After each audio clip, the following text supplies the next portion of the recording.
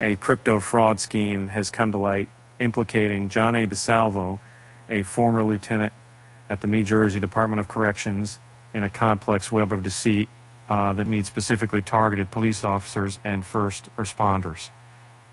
The U.S. Securities and Exchange Commission has filed charges against DeSalvo, alleging him of orchestrating of a cryptocurrency scam that targeted law enforcement officers.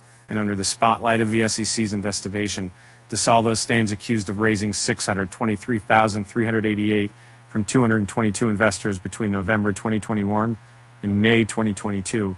His alleged weapon of choice was his own creation, the Blazar token. DeSalvo boldly declared that this digital currency would upend the traditional state pension systems, catering to police, paramedics, and firefighters, ensuring remarkable returns for investors. Social media served as hunting ground, where he strategically lured unsuspecting individuals into his scheme.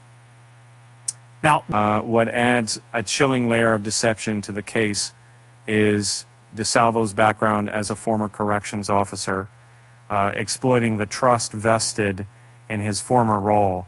He managed to convince fellow law enforcement personnel to invest their hard-earned savings in his fraudulent venture. As Sedgar Birsgerwal, SEC Director of Enforcement, expressed the agency's strong condemnation, highlighting the audacity of DeSalvo's actions. And what's particularly offensive about this case is that DeSalvo used his status as a former corrections officer to gain the trust of fellow law enforcement personnel, a number of whom invested their savings with him. The breach of trust has left many shaken, with James Carter, president of the New Jersey State Police Benevolent Association, denouncing the betrayal as beyond comprehension, and the web of deceit spun wider as DeSalvo allegedly made false statements while soliciting investors. So he claimed that his token had achieved securitization with the SEC despite lacking for necessary registration.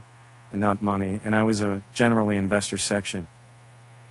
The Tempo said that I tokens don't want to try to get any point with a high driver based on precedents of making their indicators as investors found themselves unable to sell. The former corrections officer's actions dealt a devastating blow. In less than 2 weeks after his pancake swap sale, the Blazar token's value plummeted by over 99.9%, leaving investors grappling with significant losses.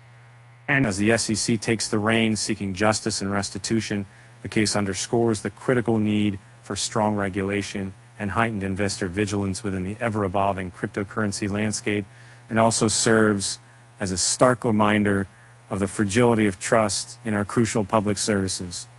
A trust that must be diligently upheld to safeguard the integrity of the institutions and communities alike.